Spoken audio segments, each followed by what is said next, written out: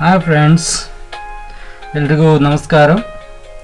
Welcome to Tanushree YouTube Library, simplifying your success. Once again, welcome to all of you. I am Manju B, Assistant Professor of Commerce, Kodachadri Government First Grade College, Hosanagar, Shivamogga District. Friends and my dear students, if you like the video, press the like button. If you did not subscribe my channel yet, please do subscribe and don't forget to press the bell icon to get upcoming notifications on my videos to you exclusively. So my dear students, ಇವತ್ತು ನಾವು third problem ಅನ್ನು discuss ಮಾಡೋಣ.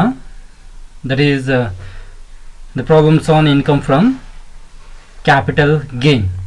ಓಕೆನಾ? So here comes the problem. During the previous year ended 31st March 2019, Mr. Sunil Naik, who is resident, sold the following assets. Here comes the list of the assets on which we have to compute the taxable income for the assessment year 1920. So here we are having the table. The first one, agricultural land in Mysore. So in the bracket they have provided the urban city. So the land which is situated within the cantonment board. So as I have explained in the previous classes, municipality jurisdiction ಒಳಗಡೆ ಏನಾದರೂ ಇತ್ತು ಅಂತ ಹೇಳಿದ್ರೆ ಅದನ್ನು ನಾವು urban agricultural land ಅಂತ ಹೇಳ್ತೀವಿ. So urban agricultural land can be considered as on capital asset. And this was purchased in 1999-2000 for rupees 20,000, and the fair market value as on 1st April 2001 being rupees 30,000, and the cost inflation index for the base year, that is 100. So agricultural land ಅನ್ನು ಇವರು purchase ಮಾಡಿದ್ದು 20,000ಗೆ, ನಮ್ಮ base ಇಯರ್ಗೆ ಇದರ fair market value 30,000 ಇದೆ. So ಅದನ್ನು sale ಮಾಡಿರುವಂಥ total sales proceeds ಅನ್ನು ಪ್ರೊವೈಡ್ ಮಾಡಿದ್ದಾರೆ 5,60,000. Second one, machinery purchased on 1st May 2018 for rupees 25,000 and it was sold for rupees 30,000. And the third one, furniture purchased on 1st May 2018 for rupees 2,500 and it was sold, that is the sales proceeds is 3,800 rupees. And the fourth one, that is machinery purchased in 2013-14. So 2013-14 ಅಲ್ಲಿ machinery, ಇನ್ನೊಂದು ಮಷಿನರಿನ ಇವರು purchase ಮಾಡಿದ್ದಾರೆ. So ಅದರ value 50,000, that is purchasing value is 50,000 and the written down value as on 1st April 2018 is rupees 35,000. So ಇದರಲ್ಲಿ ನಾವು cost of acquisition ಆಗಿ ಯಾವುದನ್ನ consider ಮಾಡ್ತೀವಿ ಲೇಟರ್ ಆನ್ ವರ್ಡ್ಸ್ ನೋಡೋಣಂತೆ. And the sales proceeds is 60,000 rupees. And the fifth one, that is shop purchased in 2006-7. The cost inflation index for 2006-7 financial year is 122 and it was purchased for rupees 50,000 and it was sold for rupees 4,50,000 rupees. Okay, and one residential house purchased in 2008-9. ಒಂದು ಸ್ವಂತ ಮನೆನ ಇವರು purchase ಮಾಡಿದ್ದಾರೆ 2008-9 ಅಲ್ಲಿ. So 2008-9 cost inflation index ವ್ಯಾಲ್ಯೂನ ಕೊಟ್ಟಿದ್ದಾರೆ 137 ಇದೆ. ಅದರ acquisition cost ಎಷ್ಟಿತ್ತು ಅಂದರೆ rupees 60,000 ಇದೆ. and it was sold for rupees 5,80,000 rupees. So these are the 6 set of the assets which was sold by the assessee who is resident.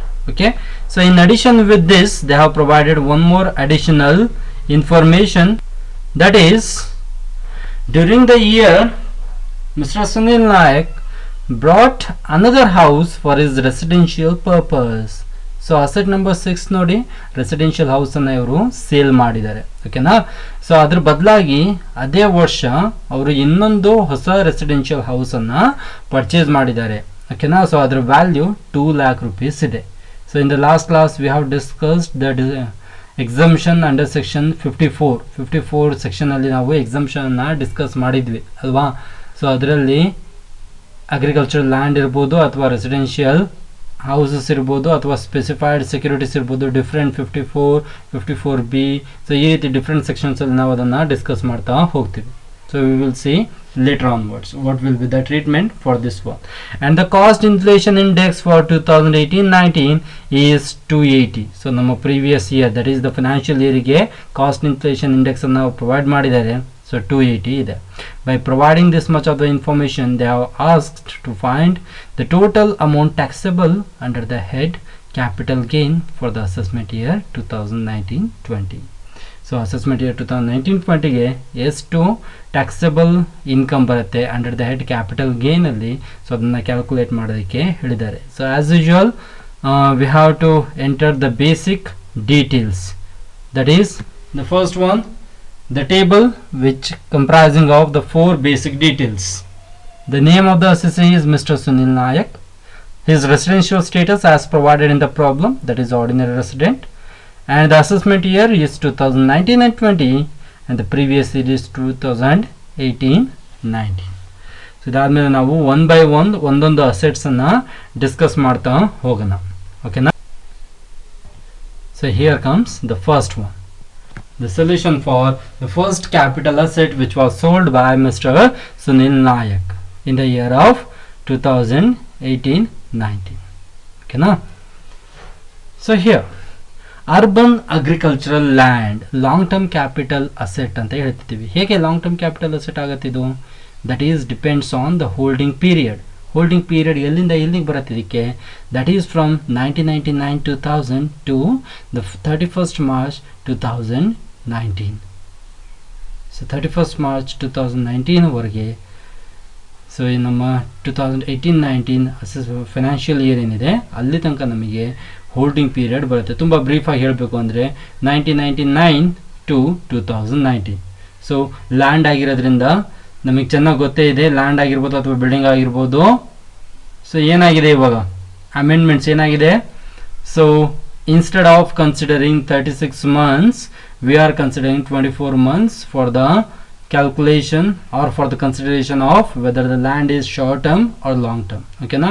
So ಅದನ್ನು consider ಮಾಡಿದ್ವಿ ಅಂದರೆ ನಾವಿಲ್ಲಿ, so the holding period is more than 24 months, therefore the urban agricultural land is a long term capital asset. So long term capital asset ಆಗಿದ್ರೆ sales proceeds ಎಷ್ಟು ಕೊಟ್ಟಿದ್ದಾರೆ ಅವರು? 5,60,000 rupees provide ಮಾಡಿದ್ದಾರೆ. Selling expenses ಎಷ್ಟಿದೆ? Selling expenses ಯಾವುದು ಕೂಡ ಇಲ್ಲ. Brokerage ಇರ್ಬೋದು, ಕಮಿಷನ್ ಇರ್ಬೋದು, ಅಥವಾ ಬೇರೆ ಯಾವುದೇ ಸೆಲ್ಲಿಂಗ್ ಚಾರ್ಜಸ್ ಇರ್ಬೋದು, ಏನಾದರೂ ಪೇಮೆಂಟ್ ಮಾಡಿದಾರಾ? ಇಲ್ಲ. So the net sales proceeds are net sales consideration ನಮಗೆ 5,60,000 ಸೇಮ್ ಅಮೌಂಟು ಕ್ಯಾರಿ ಆಗುತ್ತೆ. ಓಕೆನಾ. And next less indexed cost of acquisition. ಏನು ಹೇಳ್ತಿದ್ರೆ, ಕಾಸ್ಟ್ ಆಫ್ ಅಕ್ವಿಸಿಷನ್ ಏನಿದೆ ಅದನ್ನು ನಾವು ಇಂಡೆಕ್ಸ್ಡ್ ವ್ಯಾಲ್ಯೂ ನಾವು ಫೈಂಡ್ ಔಟ್ ಮಾಡಬೇಕು. ಯಾವ ರೀತಿ ಮಾಡ್ತೀವಿ? Indexed value of the cost of acquisition of the asset, that is the cost of acquisition 30,000 rupees ಅನ್ನು ಪ್ರೊವೈಡ್ ಮಾಡಿದ್ದಾರೆ, multiplied with current year index that is 280. Current year ಯಾವುದು ನಮಗೆ? 2018-19, and they have provided in the problem that is 280 is the current year index divided by 100, that is the base year index. Base year index ಯಾಕೆ ತಗೋತಾ ಇದೀವಿ ಇಲ್ಲಿ ನಾವು?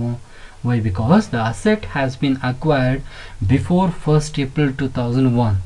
ನಮ್ಮ base year ಗಿಂತ ಹಿಂದೆ ಇದು ಅಕ್ವಿಸಿಷನ್ ಆಗಿದೆ, ಹಾಗಾಗಿ.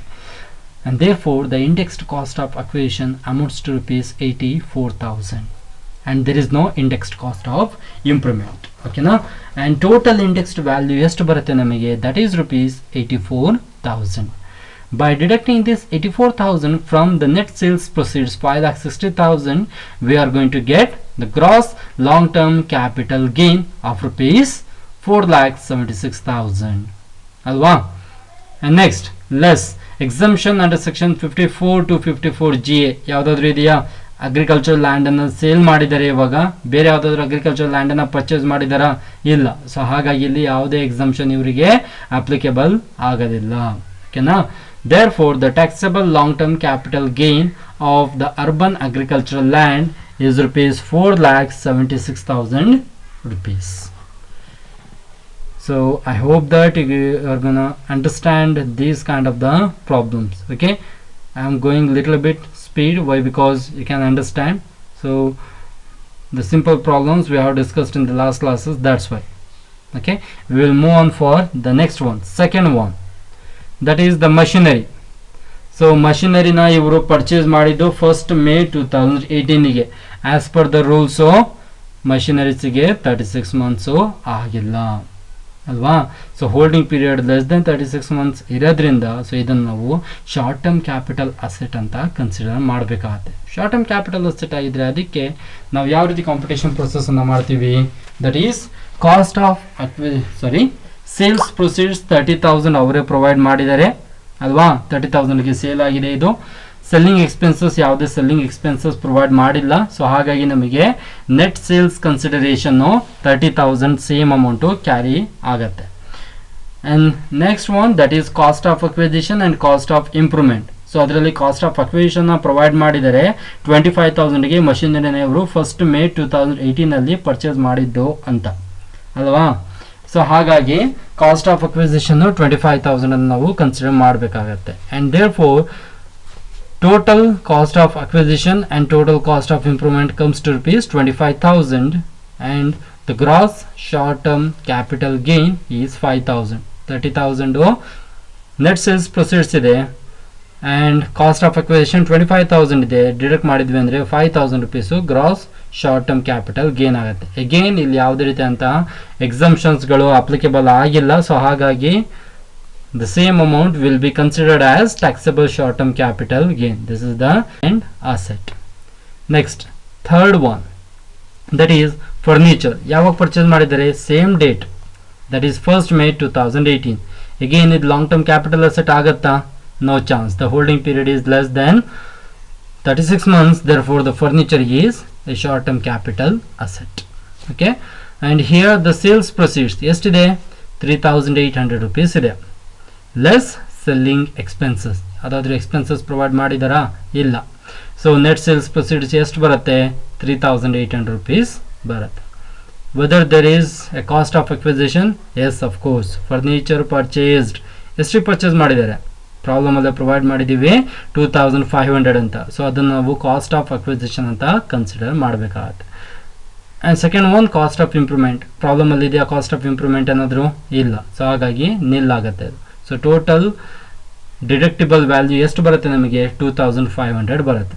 So therefore gross short term capital gain is rupees 1,300. That is 3,800 minus 2,500. ನಮಗೆ 1,300 rupees gross short term capital gain ಆಗುತ್ತೆ. And again whether there is an exemption they have claimed on the furniture? no, ಯಾವುದು ಕೂಡ ಇಲ್ಲ. So ಹಾಗಾಗಿ ಇದು ಕೂಡ ನಮಗೆ taxable short term capital gain ಬಂದು 1,300 rupees ಕನ್ಸಿಡರೇಬಲ್ ಆಗುತ್ತೆ.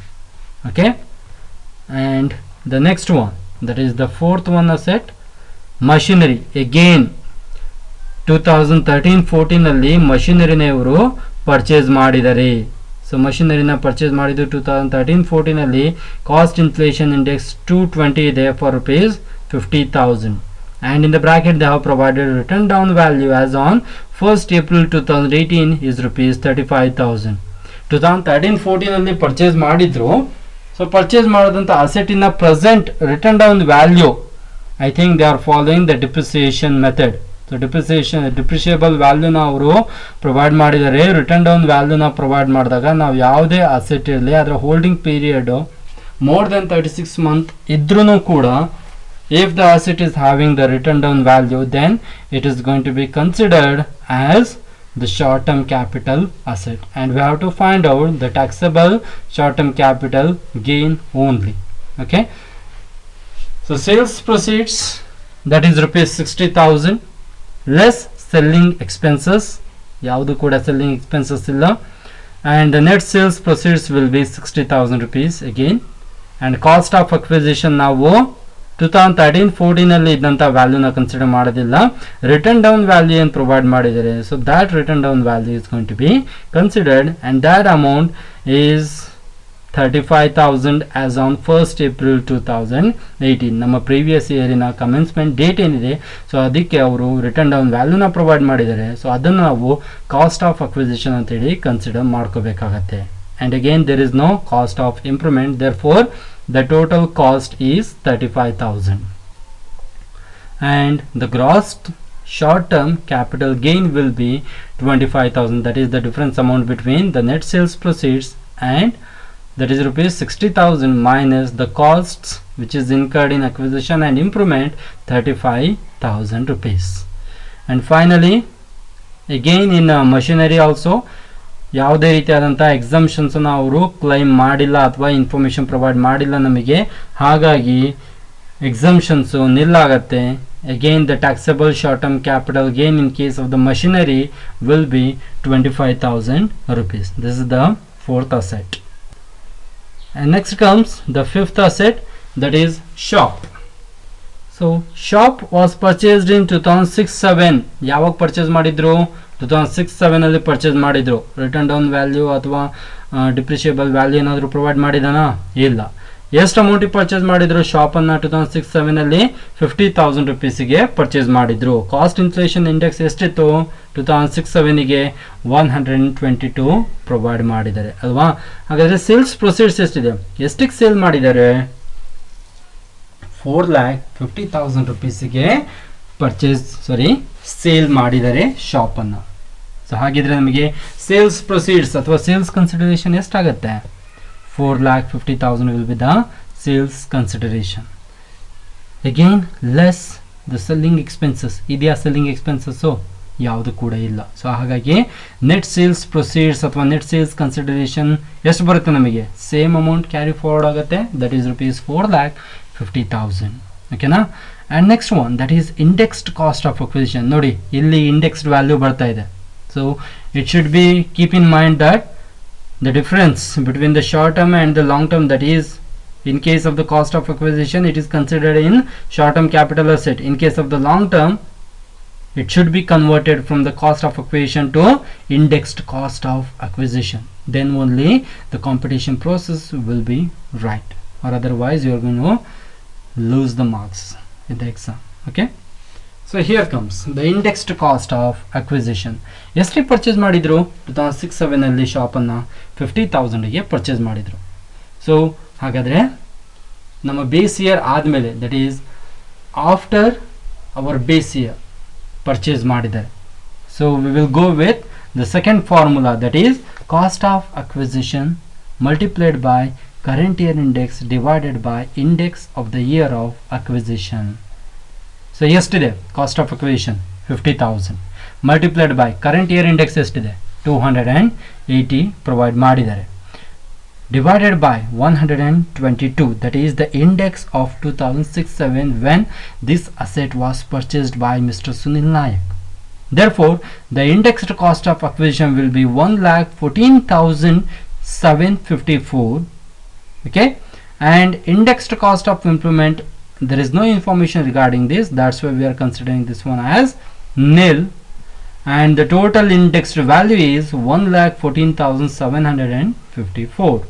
Therefore the gross long term capital gain is 3,35,246. ಯಾವುದಾದ್ರೂ ಎಕ್ಸಮ್ಷನ್ಸನ್ನು ಇವರು ಕೇಳಿದಾರಾ 54 ಇಂದ 54G ತನಕ ಯಾವುದು ಕೂಡ ಇಲ್ಲ. ಸೊ ಹಾಗಾಗಿ ಎಕ್ಸಮ್ಷನ್ ನಿಲ್ಲಾಗತ್ತೆ. So same amount taxable long term capital gain ಆಗುತ್ತೆ, that is rupees 3,35,246.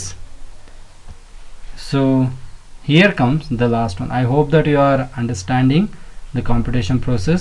If you are having any doubts, please comment on the video. Okay, so ಏನೇ ಡೌಟ್ಸ್ ಇದ್ರೂ ಕೂಡ ಕಾಮೆಂಟ್ ಸೆಕ್ಷನ್ ಓಪನ್ ಆಗಿದೆ. ಎಲ್ಲ ವಿಡಿಯೋಸ್ಗೂ ಕೂಡ ಅಷ್ಟೇ ಸ್ಟಾರ್ಟಿಂಗ್ ಇಂದ ನಮ್ಮ ಇಂಟ್ರೊಡಕ್ಟರಿ ಬೇಸಿಕ್ ಕಾನ್ಸೆಪ್ಟ್ಸ್ ಏನಿದೆ, ಸೊ ಅಲ್ಲಿಂದ ಸೊ ಇಲ್ಲಿವರೆಗೂ ನಾವು ಏನೆಲ್ಲ ಕ್ಲಾಸಸ್ಸನ್ನು ಮಾಡಿದ್ದೀವಿ, ಏನಾದರೂ ಡೌಟ್ಸ್ ಇದ್ದರೆ ಆ ಕನ್ಸರ್ನ್ ವಿಡಿಯೋ ರಿಲೇಟೆಡ್ ಲಿಂಕಲ್ಲಿ ನೀವು ಕಾಮೆಂಟ್ಸನ್ನು ಕೊಡ್ಬೋದು. ಓಕೆನಾ. And here comes the last one, that is residential house. Residential house ಯಾವಾಗ ಪರ್ಚೇಸ್ ಮಾಡಿದರು? 2008-9 ಪರ್ಚೇಸ್ ಮಾಡಿದರು. ಓಕೆನಾ. ಸೊ 2008-9 ಪರ್ಚೇಸ್ ಮಾಡಿದ್ದು 31st March 2019 ಇವರು ಅದನ್ನು ಸೇಲ್ ಮಾಡಿದ್ದಾರೆ ಅಂತ ಅಂದ್ಕೊಳ್ಳೋಣ. ಸೊ ಏನಾಗುತ್ತೆ? Nature of capital asset long term capital asset ಆಗುತ್ತೆ. So here you have to follow the format of long term capital asset. And the first one, sales proceeds or sales consideration ಎಷ್ಟಿದೆ? 5,80,000ಗೆ ಇದನ್ನು ಅವರು sale ಮಾಡಿರೋದು. ಓಕೆನಾ. Selling expenses ಯಾವುದಾದ್ರೂ ಇದೆಯಾ? ಇಲ್ಲ. ಅಗೇನ್ ಯಾವುದೇ ಇದೆ ಅಂತ ಸೆಲ್ಲಿಂಗ್ ಎಕ್ಸ್ಪೆನ್ಸಸ್ ಪ್ರೊವೈಡ್ ಮಾಡಿಲ್ಲ ಅವರು. ದೇರ್ಫೋರ್ ನೆಟ್ ಸೇಲ್ಸ್ ಪ್ರೊಸೀಡ್ಸ್ ಎಷ್ಟು ಬರುತ್ತೆ? 5,80,000 ಸೇಮ್ ಅಮೌಂಟು ಕ್ಯಾರಿ ಫಾರ್ವರ್ಡ್ ಆಗುತ್ತೆ. Next, indexed cost of acquisition. So long term capital asset ಆಗಿರೋದ್ರಿಂದ ಕಾಸ್ಟ್ ಆಫ್ ಅಕ್ವಿಸಿಷನ್ ವ್ಯಾಲ್ಯೂನ ಇಂಡೆಕ್ಸ್ಡ್ ಮಾಡಬೇಕಾಗತ್ತೆ ನಾವು. So 60,000, that is the same formula we are going to apply. Cost of acquisition multiplied by current year index divided by index of the year of acquisition. Okay. So cost of acquisition is 60,000 rupees multiplied by 280, that is current year index, divided by 137, that is index of the year of acquisition. So ಹಾಗಾದ್ರೆ indexed value ಎಷ್ಟು ಬರುತ್ತೆ? 1,22,628. ಓಕೆನಾ. Next, indexed cost of improvement cost ಏನಾದರೂ provide ಮಾಡಿದಾರಾ? ಇಲ್ಲ. So there four ಎಷ್ಟಾಗುತ್ತೆ? Total indexed value 1,22,628 will be the indexed value.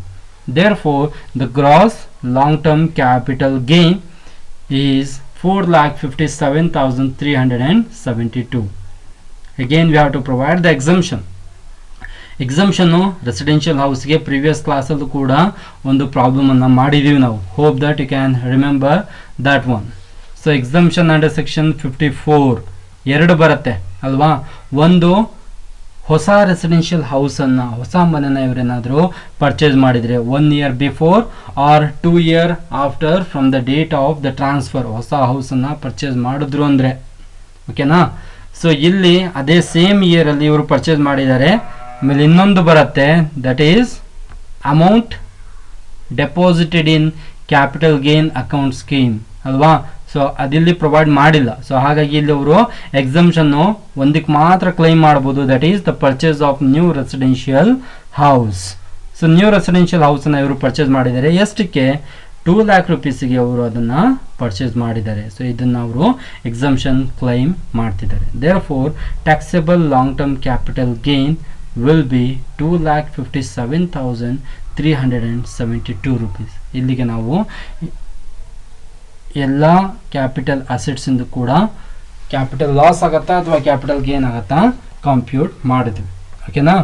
And the next one, that is the last table, computation of total taxable capital gain. ಹಾಗಾದರೆ total taxable capital gain ಎಷ್ಟು ಬರುತ್ತೆ? Equal ratio ಇದೆ. There are 3 short-term capital assets and 3 long-term capital assets. So machinery which was purchased in 1st May 2018, so adu namage short-term capital asset ಆಗುತ್ತೆ. So ಅದರಿಂದ ಬಂದಂತಹ gain ಏನಿದೆ 5,000 rupees ಇದೆ. Again ಫರ್ನಿಚರ್ನ 1st May 2018ಗೆ same ಡೇಟಿಗೆ furniture ಕೂಡ purchase ಮಾಡಿದ್ರು, ಅದು ಕೂಡ ಶಾರ್ಟ್ ಟರ್ಮ್ ಕ್ಯಾಪಿಟಲ್ ಅಸೆಟ್ ಆಗಿದೆ. ಸೊ ಅದರ ವ್ಯಾಲ್ಯೂ ಅಥವಾ ಅದರ ಕ್ಯಾಪಿಟಲ್ ಗೇನ್ ಏನಿದೆ 1,300 rupees ಬಂದಿದೆ.